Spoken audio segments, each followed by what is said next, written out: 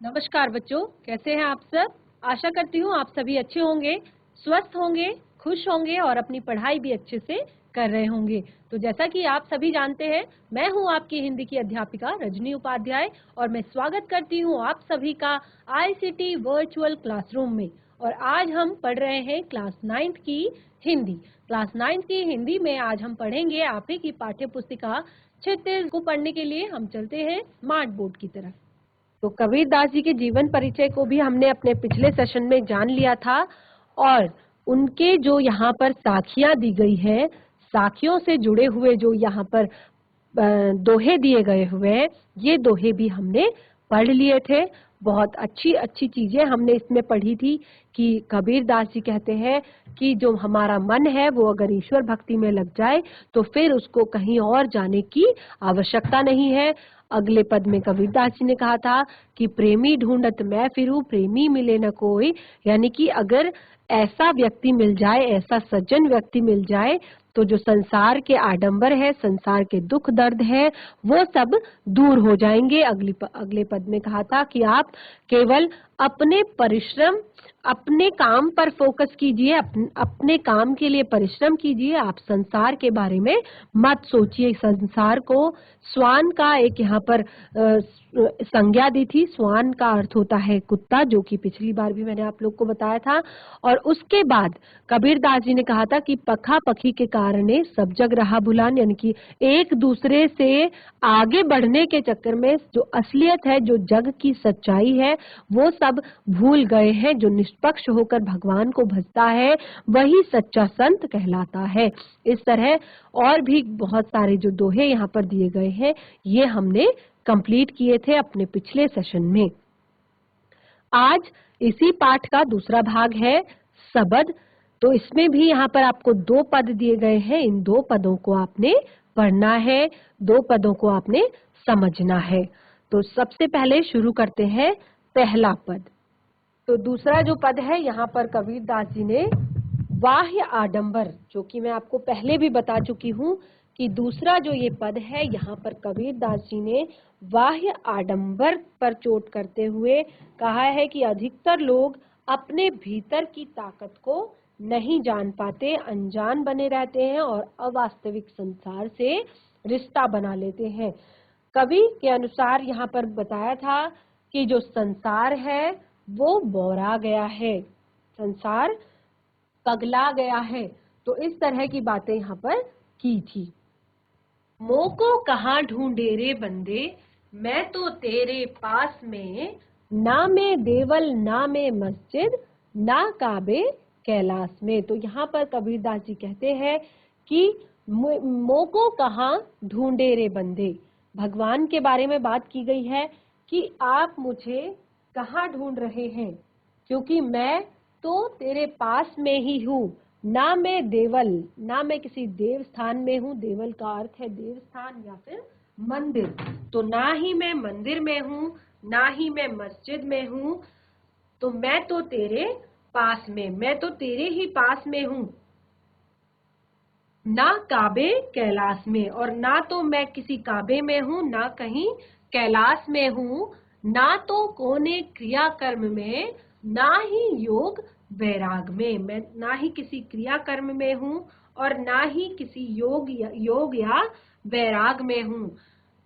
खोजी होय तो तुरते मिलहो, पल भर की तलाश में। तो अगर आप खोजी है तो आपको तुरंत मिलेगा पल भर की तलाश में। यानी कि आप मुझे, अगर आप खोजी व्यक्ति हैं तो आप मुझे तुरंत मिलेंगे पल भर की तलाश में। कह कबीर सुनो भई साधु, सब श्वासों की श्वास में। तो कबीरदास जी कहते हैं कि हे सज्जन व्यक्ति, आप मेरी बात सुनो कि मैं हर श्वास में हूँ। जितनी भी आप श्वास ले रहे हैं, मैं हर श्वास में हूँ।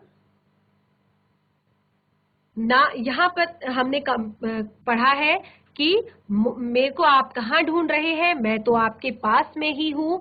ना मैं किसी देवल में हूँ, किसी देवस्थल में हूँ, देवस्थल या मंदिर हो या मस्जिद हो, ना किसी काबे में हूँ, ना किसी कैलाश में हूँ, ना तो कोने क्रिया कर्म में। जो भी आप क्रिया कर्म करते हैं, जो भी आप काम करते हैं, तो यहाँ पर आडंबर एक तरीके से बताए गए हैं कि आप जो भी क्रिया कर्म करते हैं ईश्वर को पाने के लिए, अगर आपका मन सच्चा नहीं है, अगर आपका मन साफ नहीं है, तो आपके कितने भी क्रिया कर्म करने से कोई भी फर्क नहीं पड़ेगा, ना ही किसी वैराग्य धारण करने से। अगर आप सच्चे मन से ईश्वर को नहीं खोज पा रहे हैं, नहीं देख पा रहे हैं, तो आपने चाहे कितना भी बड़ा वैराग्य ले रखा हो, आप कितनी भी योग साधना में लिप्त हो, तो आप ईश्वर को नहीं पा सकते तब तक जब तक आप एक खोजी, एक ऐसा व्यक्ति जो केवल ईश्वर को प्राप्त करने के लिए बना हो, ईश्वर की चाह उसे हो, तो ऐसे व्यक्ति आप जब तक नहीं बन जाते, अगर ऐसे व्यक्ति आप बनते हैं तो आपको तुरंत मिलहो, यानी कि तुरंत मिल जाएंगे पल भर की तलाश में। आपको ज्यादा मेहनत नहीं करनी पड़ेगी, आपको ईश्वर अपने अंदर झांकना है, अपनी आत्मा में झांकना है, एक ईश्वर का ध्यान करना है, तो आपको अपने अंदर भी ईश्वर दिखाई देंगे, यानी कि आपकी पल भर की जो तलाश है उसी में आपको ईश्वर प्राप्त हो जाएंगे। कह कबीर सुनो भई साधु सब श्वासों की श्वास में। तो कबीर दास जी यहाँ पर कहते हैं कि हे साधु, तुम ईश्वर को प्रत्येक श्वास में सुन सकते हो, प्रत्येक श्वास में समझ सकते हो, प्रत्येक श्वास में देख सकते हो। तो जितने भी व्यक्ति यहाँ पर संसार में है, जीवित व्यक्ति, उसके अंदर ईश्वर निवास करता है, उनकी मन में ईश्वर निवास करता है, उनकी आत्मा में ईश्वर का वास है। संतो भाई आई ज्ञान की आंधी रे, भ्रम की टाटी सब उड़ानी, माया रहे न बांधी। तो यहाँ पर कबीर दास जी संतों के बारे में कहते हैं, संत यानी कि सज्जन व्यक्तियों के बारे में कह रहे हैं कि आई ज्ञान की आंधी, ऐसी एक ज्ञान की आंधी आ गई है, भ्रम की टाटी सबे उड़ानी, माया रहे न बांधी। तो सज्जन व्यक्तियों को संबोधित करते हुए कहा है कि ज्ञान की आंधी आ गई है। ज्ञान की आंधी यानी कि जब आंधी आती है तो क्या होता है, सबको पता है जब आंधी आती है तो क्या होता है, जो भी हल्की चीजें होती है, जो उड़ने वाली चीजें होती है, तो वो सब उस आंधी में उड़ जाती है। तो यहाँ पर कबीर दास जी ने कहा है अभी ज्ञान की आंधी आई हुई है, तो भ्रम नामक जो चीज है, जो हमें गलत चीजों में लिप्त कर देती है, ऐसी भ्रम की जो टाटी है, भ्रम का जो एक बना हुआ एक झोपड़ा है, वो उड़ गया है, माया रही न बांधी। अगर ये सब चीजें उड़ गई है तो कोई भी अब माया बंधी हुई नहीं रहेगी। संसार में भ्रम का यहाँ पर अर्थ है कि हम संसार, जो वास्तविक संसार है, उससे अपरिचित है, उससे हमें मनुष्य जो है वास्तविक ज्ञान को नहीं समझ पाता है, संसार की वास्तविकता को नहीं समझ पाता है, वो केवल सुख संसाधनों को, संसार की जो माया है उसको ही सच समझने लगता है, वास्तविक समझने लगता है। तो ये सब भ्रम तब टूट जाते हैं जब मनुष्य के अंदर ज्ञान आ जाता है। हित चित्त की द्वैथुनी गिरानी, मोह बिलिंदा टूटा। हित चित्त की द्वैथुनी गिरानी, मोह बिलिंदा टूटा। तो यहाँ पर कबीर दास जी कहते हैं हित चित्त यानी कि अपने हित की और अपने चित्त की जो द्वैथुनी गिरानी, जो हमने स्तंभ बना के रखे हैं कि ये मेरा है, ये पराया है, ये मेरे काम की चीज है, या ये मेरी अपनी है, तो ये मेरा मेरा मेरा मेरा मेरा जो एक बिलिंडा हमने अपने अंदर बना रखा है, एक धूनी, एक स्तंभ जो हमने अपने अंदर बना रखा है, जिसके आधार पर, जिसके चारों तरफ घूम घूम कर ही हम अपना जीवन व्यतीत करते हैं। तो इस तरह का जो मोह का बिलिंडा है वो टूट चुका है। किससे टूट गया है? ज्ञान की आंधी जब आई है तो ज्ञान की उस आंधी से ये मोह का बिलिंडा टूट गया है। तृष्णा छानी परी घर ऊपरी कुबुदी का भांडा फूटा। तो यहाँ पर कबीरदास जी कहते हैं कि तृष्णा छानी परी घर ऊपरी, जो तृष्णा की आशा, तृष्णा की जो हमारे घर के ऊपर छत थी वो उड़ गई है इस आंधी में, ज्ञान की आंधी में।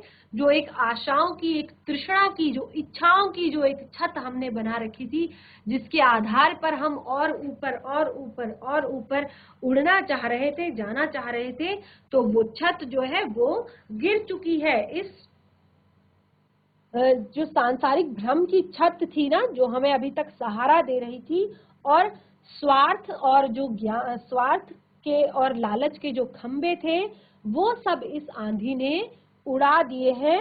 और कुबुद्धि का भांडार फूटा, जो हमारे अंदर कुबुद्धि थी उसके भांडे का अर्थ होता है बर्तन, तो उसके वो सारे बर्तन जो है, देखिए ये जो यहाँ पर पंक्ति दी गई है, उसमें उस पूरे पद से कबीरदास जी हमें ये समझाना चाहते हैं कि सांसारिक जो मोह माया है, स्वार्थ है, धन लिप्सा है, तृष्णा है, कुबुद्धि है, ये सब इंसान में बुराइयां मौजूद रहती है। अगर एक तरीके से इन्हें बुराइयां कह सकते हैं, इनको एक तरीके से जीवन जीने का सहारा कह सकते हैं आज के समय में, कि आशा, तृष्णा, सांसारिक मोह माया, धन लिप्सा, इन्हीं के सहारे तो मनुष्य जीवन जीता है, और इन्हीं के लिए जीता है, इन्हीं के लिए वो गलत काम भी करता है, इन्हीं के लिए वो अच्छे काम भी करता है, इन्हीं के लिए वो फंसा हुआ है, इन्हीं के जंजाल में वो फंसा हुआ है, इन्हीं के कारण वो दुख भी सहता है, और इन्हीं के कारण वो खुश भी रहता है।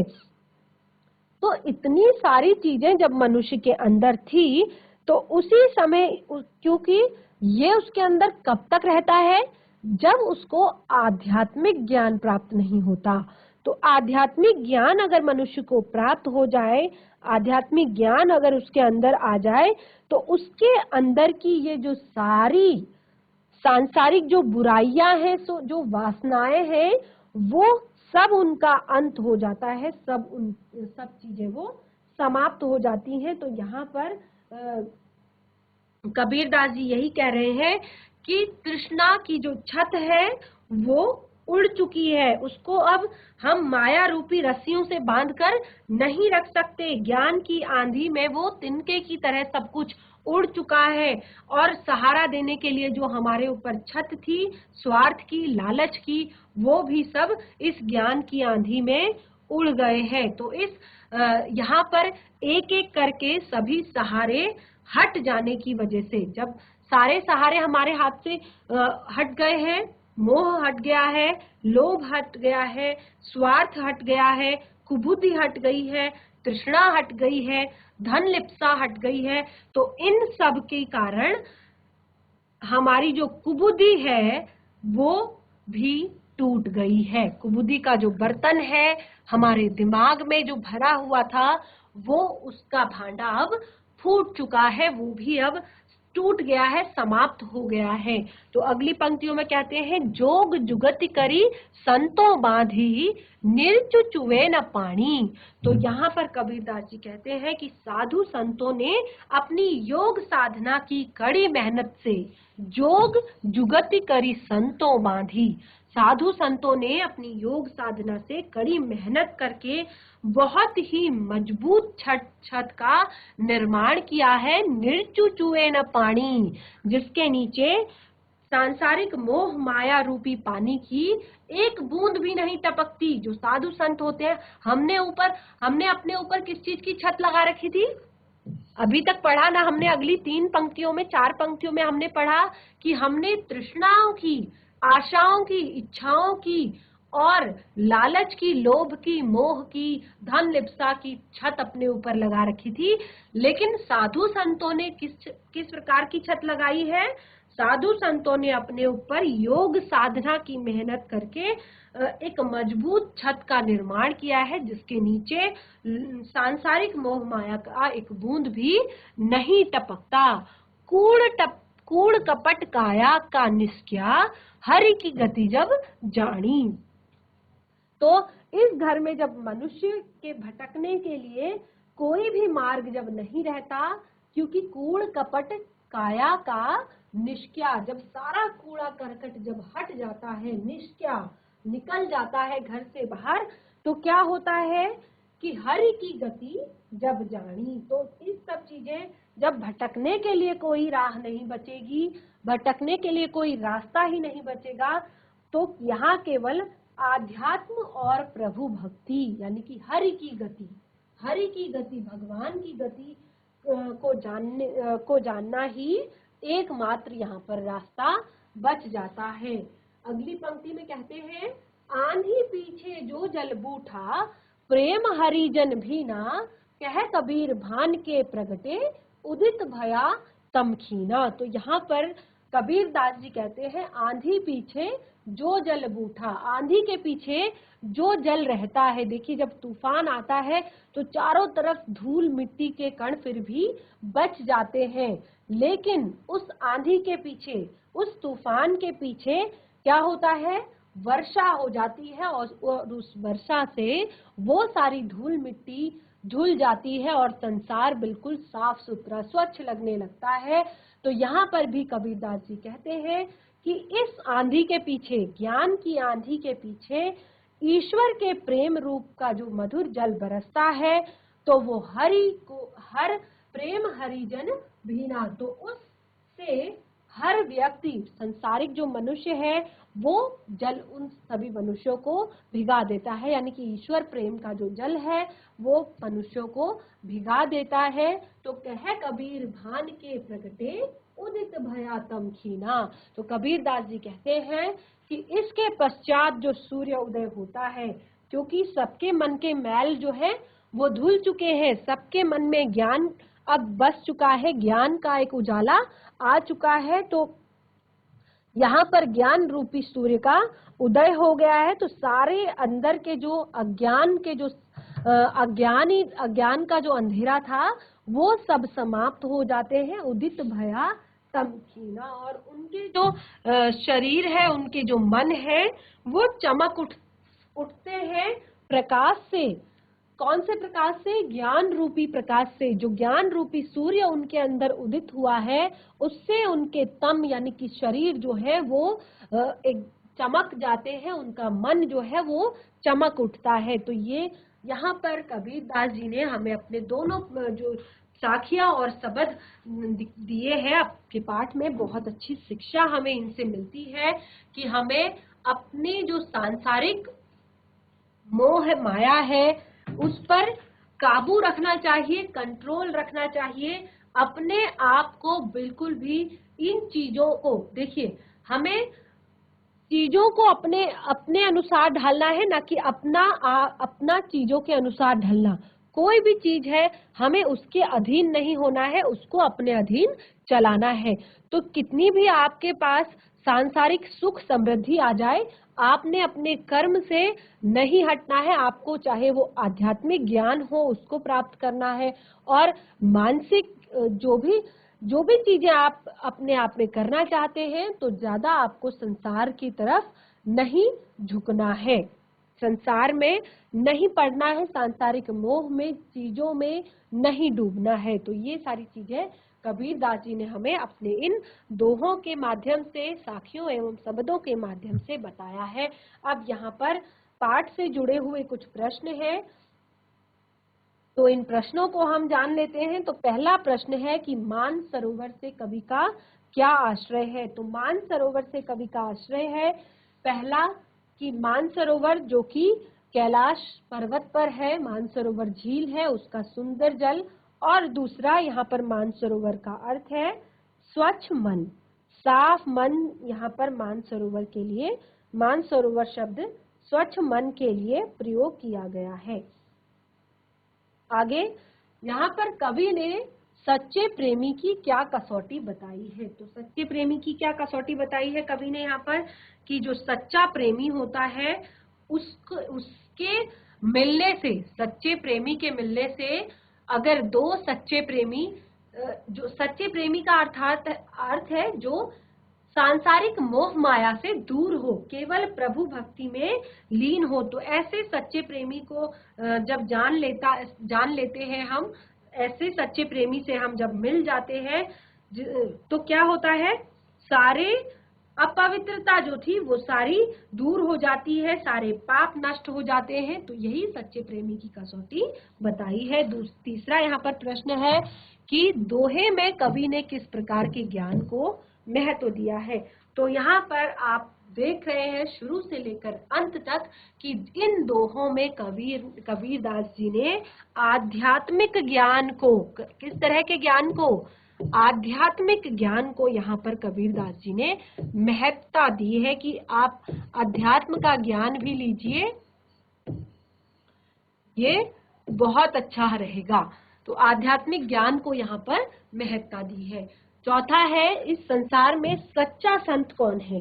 तो सच्चा संत वही है जो जाति, धर्म, संप्रदाय आदि के भेदभावों से दूर रहता हो, तर्क वितर्क, वैर विरोध, राम रहीम के चक्कर में पड़े बिना प्रभु की सच्ची भक्ति करता हो।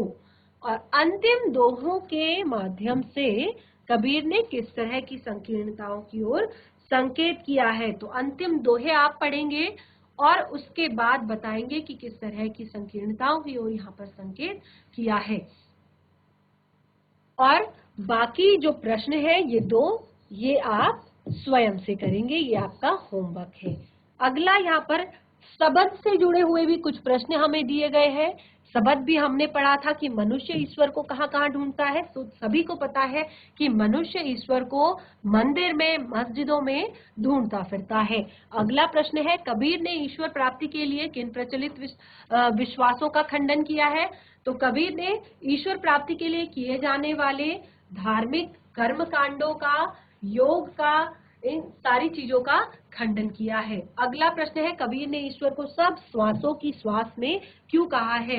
तो कबीरदास जी ने ईश्वर को सब श्वासों की श्वास में इसीलिए कहा है क्योंकि उन्होंने कहा है कि आत्मा में ही परमात्मा का निवास होता है। जो हमारी आत्मा है, जो हम श्वास पर श्वास जो लिए जा रहे हैं, ये ईश्वर की ही कृपा है और ईश्वर के ही कारण है।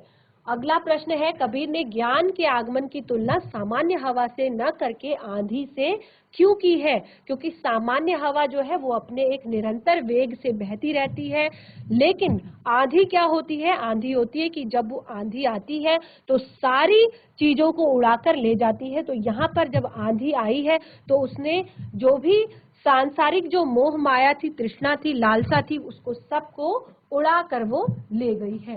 अगले जो प्रश्न है वो आप स्वयं से करेंगे कि ज्ञान की आंधी का भक्त के जीवन पर क्या प्रभाव पड़ता है, और आगे की 2 पंक्तियों के आपको भाव स्पष्ट करने हैं। तो आज का जो चैप्टर था उसमें हमने कबीरदास जी के साखियां एवं सबद पढ़े, और कबीरदास जी की साखियां एवं सबद हमें जीवन में व्यक्तिगत जीवन में जो हमारा व्यवहारिक ज्ञान है उसको हमने कैसे अपने जीवन पर लागू करना है, ये हमने सीखा। तो मिलेंगे नए सेशन में नए पाठ के साथ, तब तक के लिए धन्यवाद। आपका दिन शुभ हो।